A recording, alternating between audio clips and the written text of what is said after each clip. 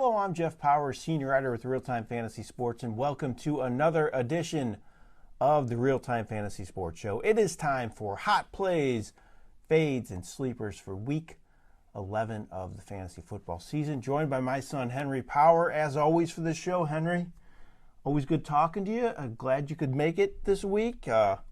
Week 11, crazy. Yeah, we're already there, and thanks for having me on.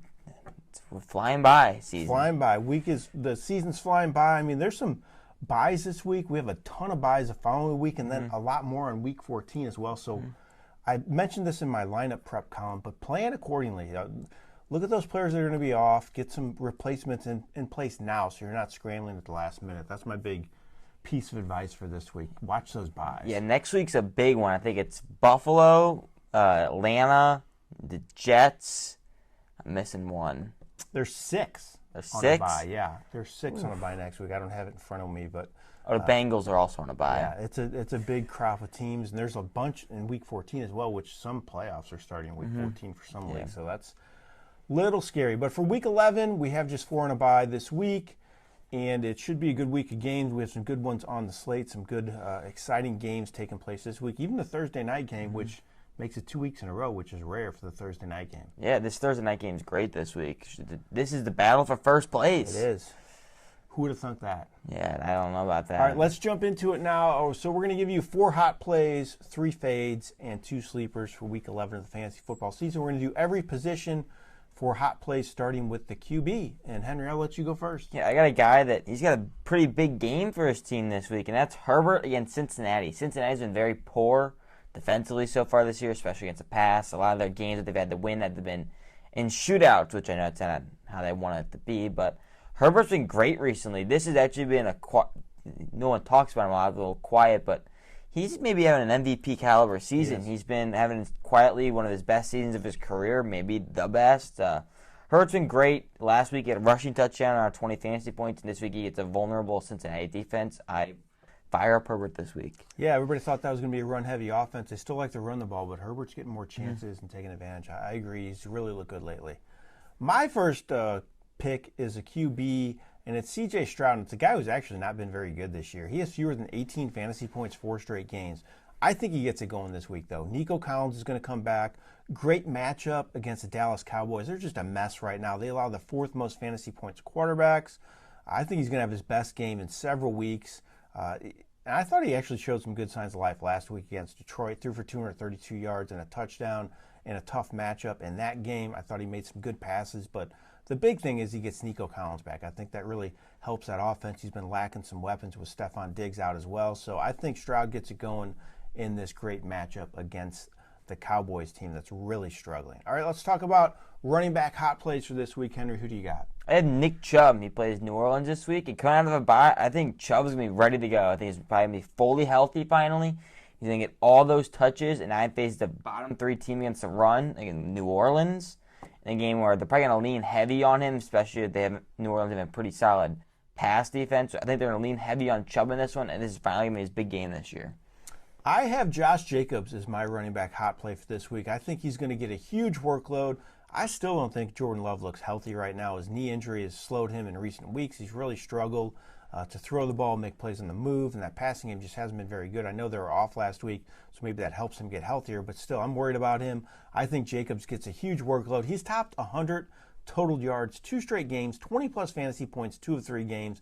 Gets the Bears this week. They've allowed 144-plus rushing yards 3 straight games, so they've been bad against the run. I think Jacobs runs wild in this matchup. All right, let's talk about a receiver, Henry.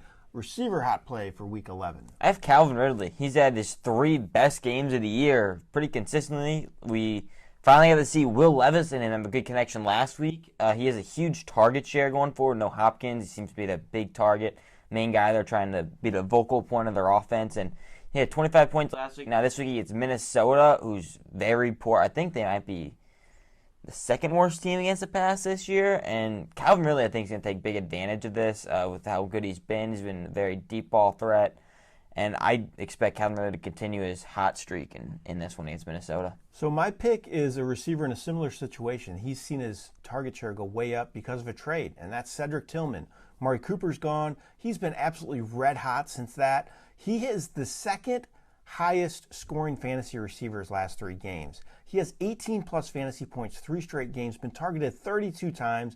Jameis Winston absolutely loves looking his way. He likes to take chances down the field, which bodes well for Tillman. I think he keeps it going this week in Week 11 against the Saints. They allowed the 11th most fantasy points to receivers, ranked just 29th overall against the pass. So you like the running back in Cleveland. I like the receiver in Cleveland. So we're going all in on Cleveland this week. It seems. All right, let's talk about the tight end position now for this week. It's always been a little tricky this year. It's been a little better lately, though, quite frankly. Some of these elite guys have played better. Who do you have as your tight end for this week? Tucker Kraft. He's had 3 great games. His last 3 games, he's going to come out of a bye this week. I expect Jordan Love to be closer to full form, I feel like. I mean, not all the way there, but he's going to get there at some point. Dealing with multiple different injuries. It's been a tough season for him. But Kraft's been a big target of Love so far. He's been one of his favorite targets, good red zone target. I expect him to be great against the Bears this week, who have been maybe middle of the pack against the tight end, but very good against receivers. So Love may lean a little more heavy on Kraft in this one. I like Will Dissly of the Los Angeles Chargers. You picked Herbert as your quarterback hot play, so I like the tight end in this matchup. And he's been getting a lot of looks. He had 5 receptions last week, at least 5 catches, 3 or 4 games. His floor is really solid right now. Gets a Bengals team this week that allows the 4th most fantasy points at tight end, so they've struggled against that position. They're also just 23rd overall against the pass. Dissly's been getting a lot of looks. His floor is really solid. I think he could have one of his better games of the season in this matchup. All right, Henry, let's talk about fades. Some guys we're sitting this week that we're not too high on. I'll let you start first. I have Jaylen Waddle. I know last week he had a pretty solid game, one of his better ones of the year, which I know it's a down year for him, but if you think this week's going to be the week, I'm going to say it's probably not. Vegas is very good against the pass. I know they may try to get the air game going, passing game going here, but I think they may lean heavy on A-Chain in this one against a very poor run defense with Wilkins out for the Raiders, so I'd stay away from Waddle again this week. Yeah, I think they're going to run the ball a lot in this matchup. I like all 3 backs for the Dolphins here. My fade is Tony Pollard of the Tennessee Titans. He's one of my fades this week. Tajay Spears finally returned from injury last week. Actually put a huge dent in Pollard's playing time. Pollard played a season-low 54% of the snaps. Remember, this was supposed to be a really 50-50 split to start the season, and injuries have really sidelined Spears, so it hasn't been the case, but Spears is back now, looked good last week. I think it really limits the ceiling of Pollard. He had 13 touches last week for just 63 yards. I think he could have a similar performance this week. You mentioned Minnesota struggles against the pass, but they're good against the run. They are allow the 4th fewest fantasy points of running backs, 2nd overall against the run. So I think the Titans could have some struggles running the ball in this one. All right, Henry, who's another fade for you in Week 11? I have Rico Gathers. Seems like whole Dallas's team is in a dumpster fire since Dak's gone down. I think we took for granted how good he actually was at that team because it's kind of a dumpster now. I know Dowdle played well those weeks following, but now Cooper Rush comes in, and it seems to be they kind of went away from the run game again and had to start airing it out because of how far behind they were in all these games. So Dowdle was kind of a second thought, and Zeke was getting the goal line carries, and now they face Houston, who very limited Gibbs and Montgomery last week, who are 2 of the best backs in the league, or best duo.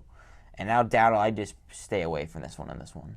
So one of my fades is Josh Downs, who's actually been playing really well. Joe Flacco heads back to the bench. It's not good for that passing game. Anthony Richardson has struggled to complete passes, and Downs, I just don't think his ceiling is very high with him in the lineup. He has 12-plus fantasy points, 6 of 7 games, but I just don't think it's good with Richardson starting. And he plays the Jets this week. They've allowed the fewest fantasy points to receivers, 2nd overall against the pass. I'm just staying away from Downs despite his great production of late. It really worries me, this matchup. Richardson back in the lineup, I just don't think it bodes well for him in Week 11. All right, Henry, let's talk about one more fade before we get to the sleepers. Yeah, I have Kahlil Shakir. He's been very solid this year, very solid play, I feel like. But now he's Kansas City. Kansas City, one of the best defenses in football. I know they're going into Buffalo, but I'd be very worried about Shakir just because of the matchup here. And it seems like Amari Cooper should be back this week, it seems like. He was limited to start the week already. I know there's no Keon Coleman, but maybe no Kincaid as well. But I think Cooper's going to be that big vocal point that they traded for. They used the 3rd-round pick to get him. They're not just going to not use him. So I think Cooper becomes and makes a great factor in this game, and they maybe stay away from Shakir a little more.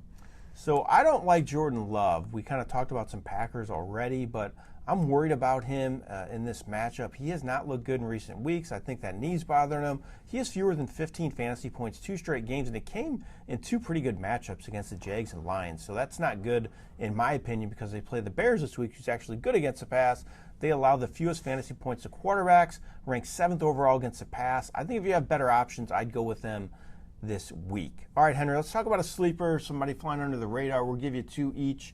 I'll let you give me your first one. I have Jaylen Warren. He plays Baltimore this week. I know this isn't the best matchup, but Najee's banged up. He got a ton of work last week, actually, Warren. And it seems like they're going to try to build him into this. And in a game where this is kind of must-win for both these teams, this is a very big game in the schedule. I think everyone's going to have to contribute, and I think Warren would be a big factor in this one, being a different change of pace back. So I like Warren as a great sleeper pick in this one against Baltimore. My first sleeper is Noah Brown with the Washington Commanders, the receiver. He's getting a lot more involved. He played a season-high 89% of the snaps last week, 7 targets, at least 6 targets, 3 straight games as well. Getting more involved. I think this is going to be a high-scoring game with Philadelphia. I'm getting players involved on both sides of the ball here, get everybody in the game here from a fantasy perspective. And I think Brown could have a big showing in this one, in a game that I think is going to be really high-scoring with a lot of fantasy points to be had. All right, last sleeper for Week 11, Henry. I have Quinn Johnson. He's been pretty good these 2 games, first coming back from his injury, and now he has Cincinnati. I know I talked about Herbert earlier, but this is a prime matchup, I think, for a lot of players on both sides, on the Chargers side of this game. As Cincinnati's defense, very poor. They've allowed a lot of points this year, and I think there's a lot of points to go around fantasy-wise this week. And I think with Cincinnati having a pretty solid against the run, I think they're going to lean heavy on the passing game in this one. And Quinn Johnson's been that big play threat for Herbert, that red zone target, and I think he continues a dominance here and plays great against Cincinnati in this one. My last sleeper is actually a rookie quarterback that I wouldn't expect to be recommending, but it's Drake May. I don't know how he's doing it. He has no weapons to work with at receiver and tight end. I guess Hunter Henry's there is pretty solid. Yeah, no O-line either, but he's getting it done. He has 20-plus fantasy points, 3 of 5 games. I thought he played good last week against a good Bears pass defense that I mentioned earlier. He threw for 184 yards and a touchdown. I think he's a legit spot starter at this point of the season with some teams on a bye. I'd give him a shot. I think he could do well this week against the Rams, middle of the pack against the pass. They've allowed some big games through the air this season, so I think Drake May's a fine play in this matchup. I'm really impressed with him this year. Yeah. All right, Henry, those are our big plays for the week. We gave you our hot plays, fades, and sleepers for Week 11. I appreciate you coming on. As always fun talking with you, and good luck to you in your games. Yeah, no problem. Good luck to you as well. And good luck to everybody out there in Week 11. Should be a lot of fun, some great games on the slate, and I hope you have a lot of success in all of your fantasy games. This has been Jeff Paur for RealTime Fantasy Sports.